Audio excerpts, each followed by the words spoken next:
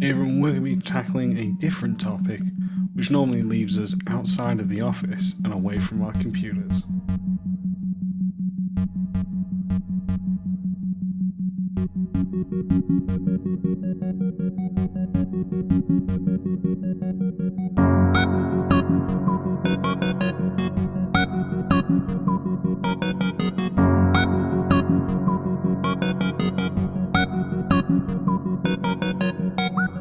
Hey everyone, I hope you're well, playing and making the games that you all love.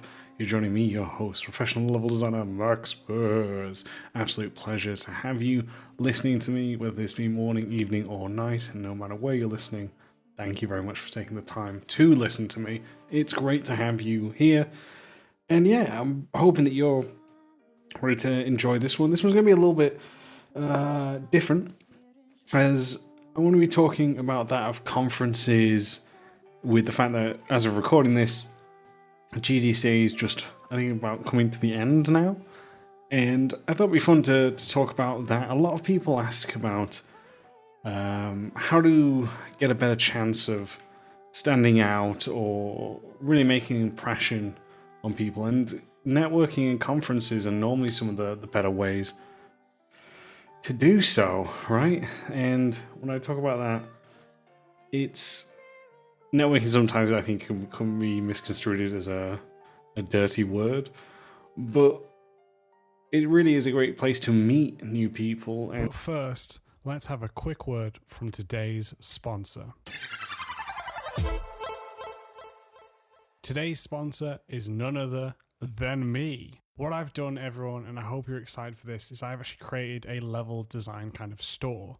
What I've done in this store is put up different kinds of tips and tricks that you can find there, whether that be my actual ebook itself, to that of level design pamphlets focused on different things such as traversal, stealth, breaking into the industry, as well as different talks that I have done which you cannot find anywhere else other than on this store. So if you are looking to improve on your level design skills and processes, then check out the Level Design Store, which will be down in the description below, where there'll be a link to find this. All you need to do is head over to gumroad.com/level design lobby. I hope you like what you see, and I look forward to hearing your thoughts. Thank you, and now back to the show. To get to know other incredible members of the community that you might not have met already in your spanning career at this point. So I think that's why I refer to it as networking. Is sometimes you get to gain career opportunities, or maybe you get an opportunity to join someone on there, either podcast interviews, etc., right? But what I really want to stress is the more importance of just getting to know the people. People keep saying, and I do believe it to a degree as well, that the game industry is rather small, and I've seen that happen where people I've never met before have worked with co-workers or friends of mine, and yeah, but it doesn't mean that you get to know everyone, right? And it's a real shame in a way, because there are so many incredible people in this industry that I've personally have never met, never maybe even had a chance to even hear of their names or that, but I've had a chance to see their incredible work.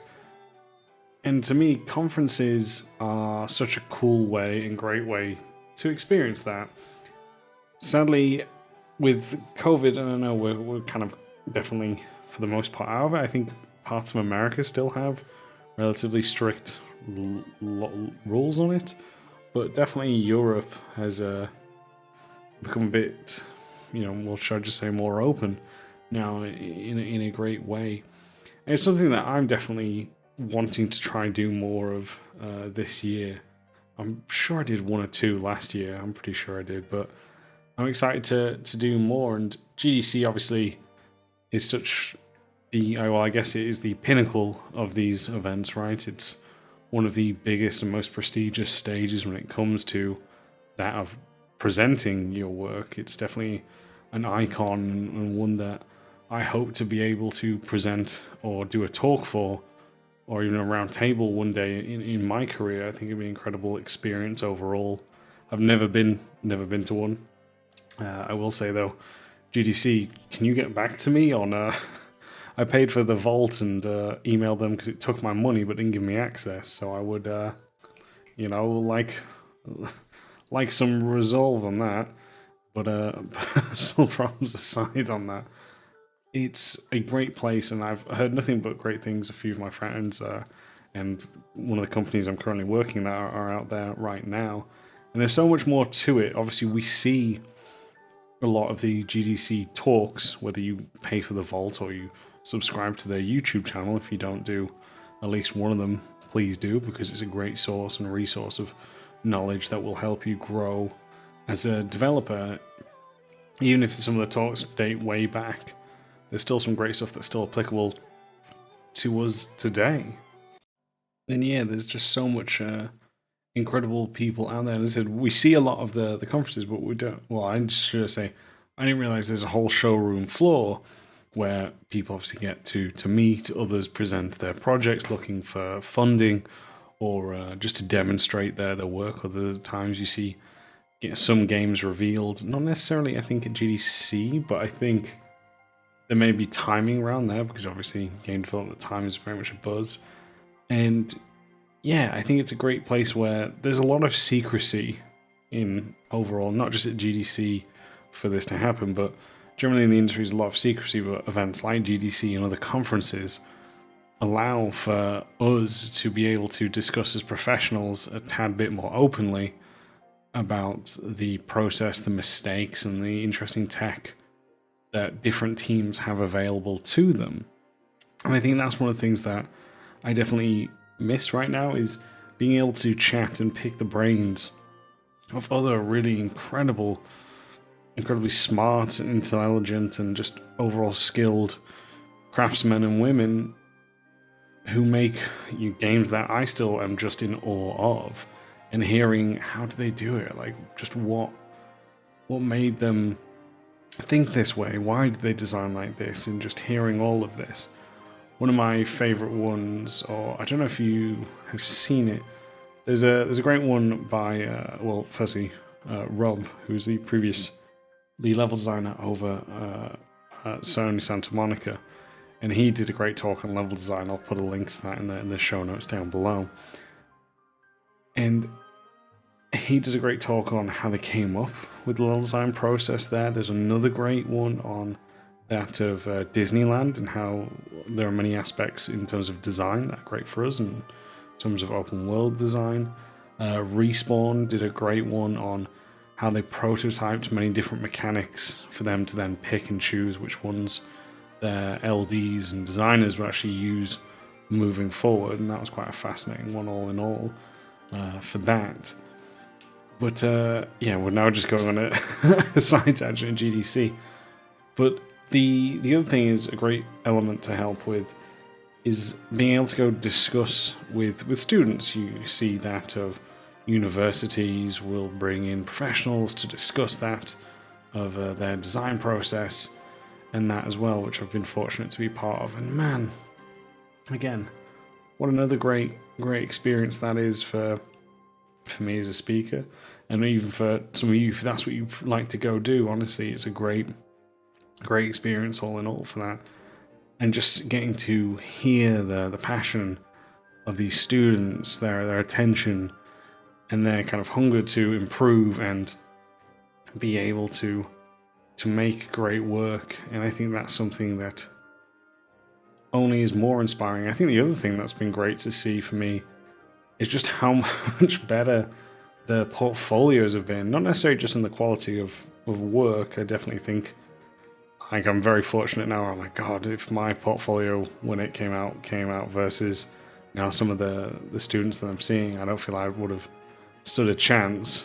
But it's also that of seeing great portfolios too, right?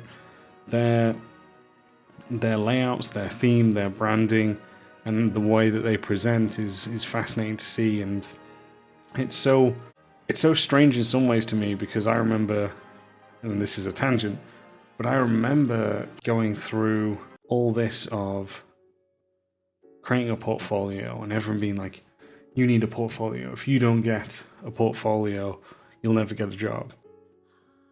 And then there's friends of mine still today who don't have a portfolio or really a CV. And again, they'll update their CV for when they apply. Some of them just don't have it because they're not looking for jobs or anything. And I just think that's so strange to me. Obviously they have a ton of experience, but as I said, it was really drilled into my head that you should have a good portfolio. And then I met a friend of mine who's now lead LD, Barnaby Zola, over at Ubisoft Leamington. And I think I've told this story, so forgive me if I have, or if you've heard it. But he'd been made redundant a couple of times. And it took him like 6 months to get his portfolio because he didn't have a good portfolio, or really a portfolio, when he was made redundant. And that's why it's always been ingrained in me that I constantly have to update my portfolio. I constantly have to make sure the portfolio is looking good.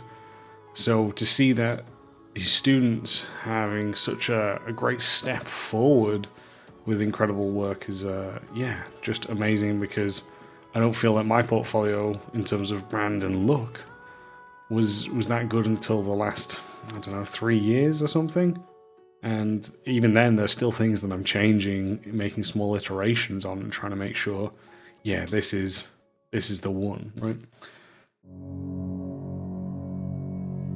At Level Design Lobby, we believe everybody has a story to tell.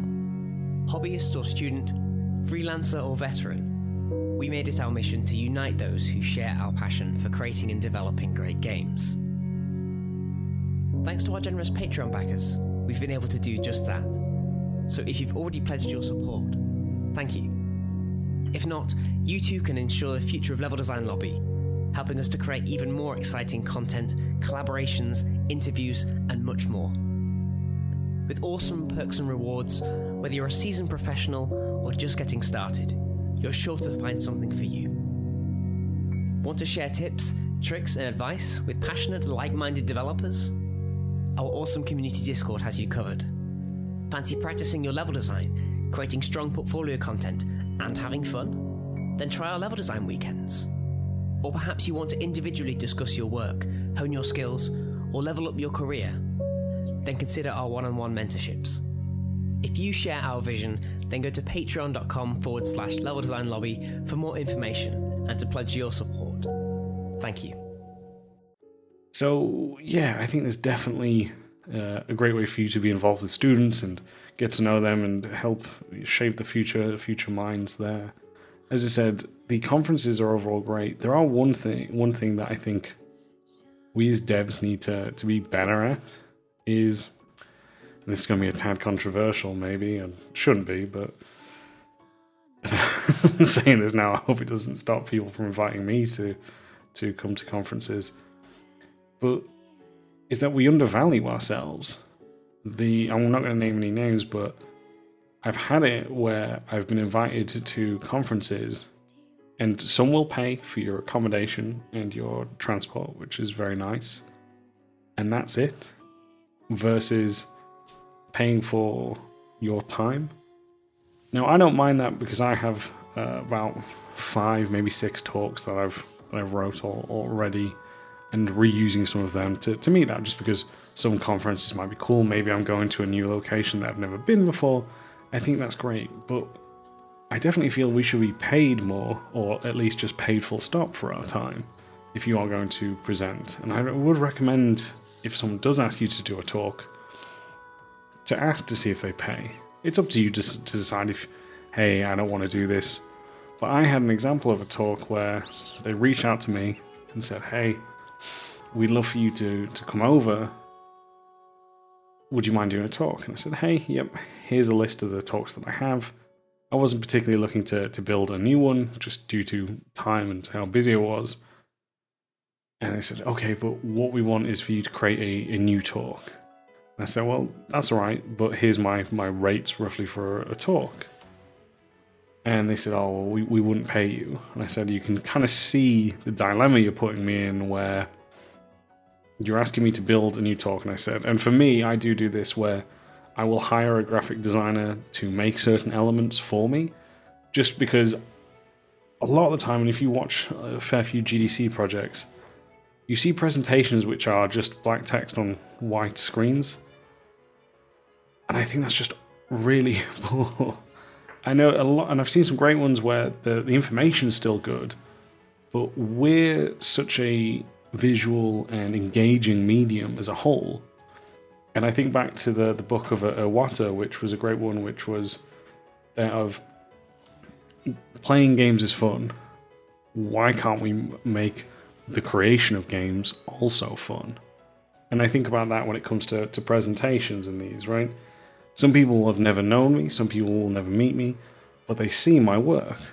And I've not done this all the time, but now I've gone back, revisited, and I really make it a thing to make sure that my presentations look good. They're eye-catching, they stand out, and it makes it very clear that, oh, this person spent time crafting an engaging presentation.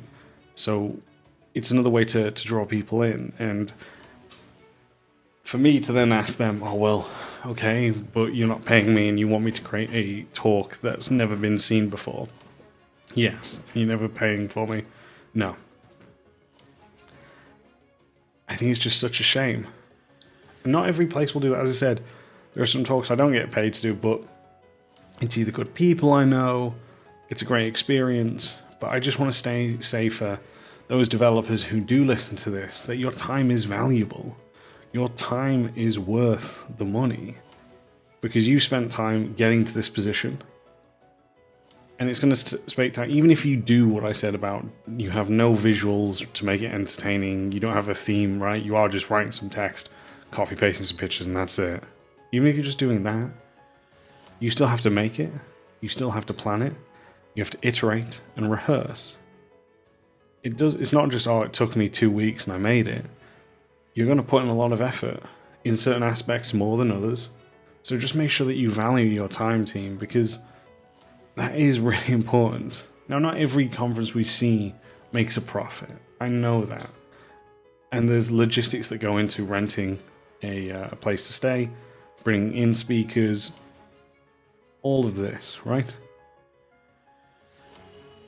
But these will make profit as well.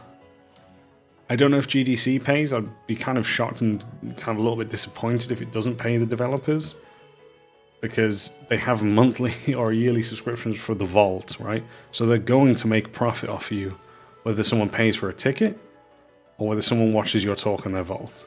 Now, again, I'm not saying, hey, each of us should be getting 20 grand to do this talk. I would love that. Who wouldn't? But I'm still saying your time is worth money. That's a bit of a side topic, I know. But it's something I just wanted to point out, because I do think it's not spoken about enough. I don't think it's mentioned, and I think more developers, as we're seeing, are starting to share wages, because, again, as an industry as a whole, I definitely do not think we are paid our value. But I don't want to turn it into that kind of just talk, but it is something that, again, I just want to raise. If someone asks you to do a talk, just ask the question. That's all I would like for you to do, and I hope you do it. If you choose to do it because they're still paying for your transportation hotel, that's still fine, guys. But I'm just trying to remind people to remember their value. Now that we can steer off that more intense side of the topic, I think, again, it's just also getting to see new thoughts of design, new thoughts, new processes that excites me about these conferences, because we talk about none of us know everything. Each studio I work at has a different design process. Sometimes you're fortunate enough to help create and guide that overall process. Other times, it's so ingrained in a studio, you have to adapt to that. But the really important thing is making sure that you do have a great time there, that you're able to not only gain knowledge, but share knowledge. And meet new people is amazing. Regardless of getting a job, regardless of that. Never push it, just get to know them. There's some incredible people I've met and still am in contact with now, who I've sadly not seen face to face for a long time, but I'm so happy that I got a chance to meet them at these different places and spaces, and I'm hoping to be able to go do more. If you do know of a school or a conference that would like to talk to me, I know we mentioned about pay, but regardless of that, please let me know. I would love to be able to get out there, see more things, meet more of you. It'd be great. So I hope that you're going to conferences this year, at least one. Have some fun. If you want to do a presentation, do it. Make something amazing. I'd love to see it. If you want to share it, share some practice runs with me, then please do contact me. You can do so over on Twitter at MaxPairs. You can email into the show, leveldesignlobby@gmail.com. Please do subscribe, whether you're listening through the podcast or that of YouTube. We would appreciate it. Thank you so much. Take care. We'll catch you all next time.